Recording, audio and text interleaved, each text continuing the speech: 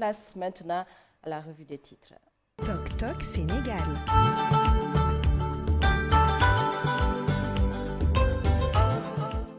La une des journaux lus et commentée par Papa Lunsar. Passe, bonjour. Rebonjour Aminata Nonka, rebonjour à tous. Tenue des élections locales, pas pour cette année. Elles ont été reportées. Un énième report, encore un report, c'est le titre du journal Le Quotidien. Encore un report que vous voyez ici. Le Conseil des ministres proroge le mandat des élus. Un énième report, élections locales et départementales. On est en manchette arrêté pour association de malfaiteurs. Guy Marius Sagna et compagnie en liberté provisoire. Il s'agit d'Assane Diouf et de Claire Dossen. Ousseynou Ly de Pastef, Benno Bokk Yakaar est perfusé avec l'argent du contribuable et Abdou Diallo sur sa première sélection.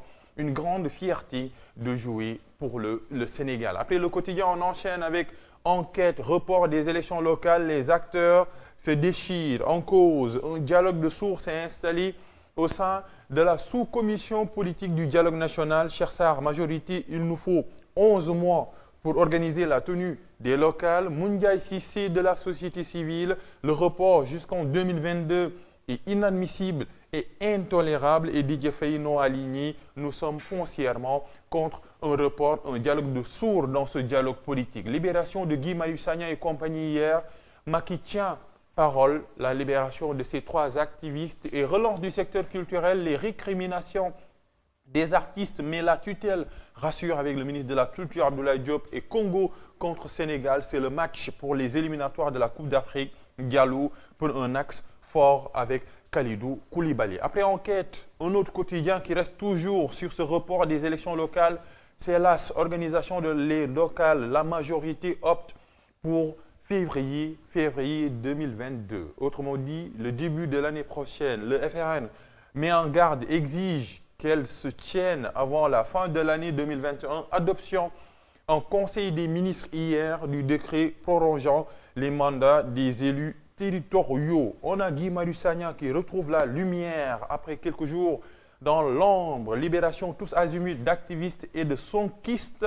Macky Sall tient sa promesse aux religieux. On parle un peu du projet des 100 000 logements sociaux. Le directeur général de CNHLM annonce la ruée des partenaires pour matérialiser ce projet. Et la dernière actualité, c'est les effets dévastateurs de la Covid-19. Plus de 1200 salariés licenciés. 1200, énorme. Une crise sanitaire mais aussi économique. Après là, on enchaîne avec les échos des actualités à sa une. Restons avec ces élections locales reportées encore. Une fois de plus, désaccord en rouge total entre les acteurs sur la prochaine date. Le pouvoir veut rouler jusqu'en 2022, février 2022 plus précisément. L'opposition, les non-alignés, la société civile freinent sur 2021. Le projet de loi portant report des élections adopté hier en Conseil des ministres. Prévision de la BAD pour l'Afrique. Le Sénégal dans le top 10 des pays africains qui connaîtront les plus fortes croissances économiques en 2021 avec 5,1%. L'autre actualité, c'est exclu de la FASIC en 2016.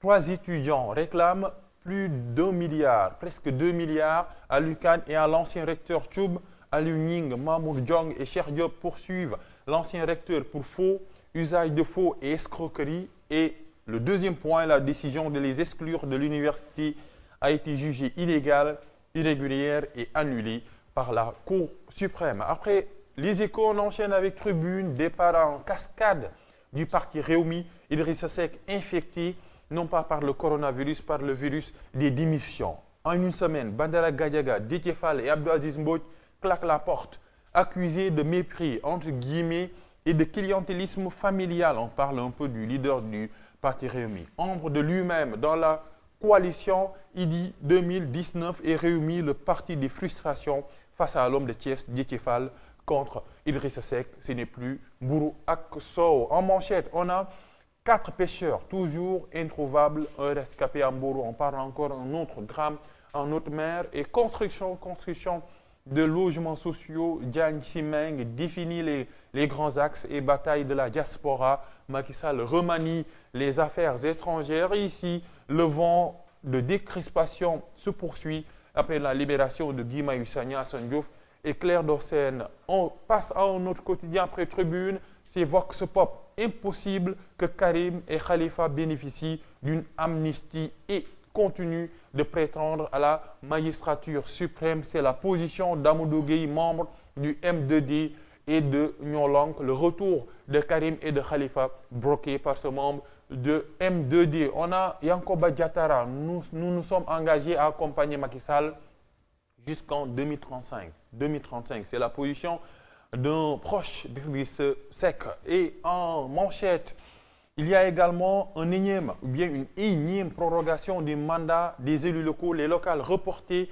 le Front de résistance nationale dénonce une énième forfaiture et met en garde le pouvoir contre d'éventuelles conséquences et qualification de la CAN Coupe d'Afrique 2000, Cameroun 2022, déjà 4 pays de l'Afrique de l'Ouest en phase de finale. Après Vox Pop, un autre quotidien, c'est Critique, rebelote pour 2024, recomposition politique au sein de l'Alliance pour la République. ADS et ADD sortent du lot, Idi en embuscade, le camp présidentiel également qui fit sa mue pour préparer les prochaines échéances électorales. Et on a le satisfecit du DG de la CNHLM, c'est par rapport au projet des 100 000 logements sociaux et ambassade du Sénégal au Brésil, Tiki diplomatique pour l'ancienne ministre des NTICS, les nouvelles technologies de l'information et de la communication. Après Critique, un autre quotidien, c'est Sud Quotidien, recours en annulation des poursuites contre le leader du PASTEF. L'affaire Sonko retourne encore une fois à l'Assemblée nationale et la dynamique de décrispation du climat politico-social qui se poursuit. Marius Claire Dossène Assane Diouf, libre entre guillemets parce que c'est une liberté provisoire. Et on a Abou Diallo, la nouvelle star des Lions du Sénégal, sur son choix de rejoindre l'équipe du Sénégal. Une grosse fierté pour moi, pour nous aussi. Après Sud Quotidien, on enchaîne avec un autre quotidien, c'est Walf Quotidien. Chasse aux Sénégalais de Gambie. Retour de bâton. Exclamation. Pourquoi? Selon Walf Quotidien, ça fait suite à l'effet boomerang de France Dégage et les actualités. Et c'est détails à lire à la page 5 de ce quotidien. On a Farba Senghor qui est à la une de Walf Quotidien, ancien ministre. C'est fini pour Karim. C'est lui qui le dit, un ancien proche de Karim. Sonne la fin de Karim Wade et record Guinness, Guy Marius Sagna, l'homme aux 33 interpellations. Record Guinness, 33 interpellations. Pour cet activiste, Guy Marius Sagna, communication sur la pandémie à coronavirus au Sénégal, entre failles ratées et paradoxes et programme 100 000 logements, la CNHLM prévoit d'en construire 15 000 d'ici 2023. Après Walf Quotidien, on enchaîne avec Le Soleil, artisanat. Macky Sall veut un projet spécial pour les jeunes, allègement des procédures de formalisation, de formation rapide et de financement, la jeunesse au cœur de la politique de Macky Sall après ces émeutes. Goudon, Columba, le puits des mystères et Malem Odar, lui, ça a aidé, équipe 19 maternité rurale. Après Le Soleil, on enchaîne avec Libération, c'est important, avec cette affaire judiciaire loin du Sénégal. Mais on la suit de près. Prolongation au Sénégal de l'affaire Fatou Kiné Ndiaye, piégée par un trafiquant au Maroc. L'autre qui cerne la bande à Mère Beignet. Mère Beignet ou Mère Drogue, entre guillemets. Intercepté au Maroc, Massoura Meng, que vous voyez ici, avait mis 400 grammes de hachik dans la boîte à chaussures remise à Fatou Kiné Ndiaye, que vous voyez ici, détenu depuis le 24 février.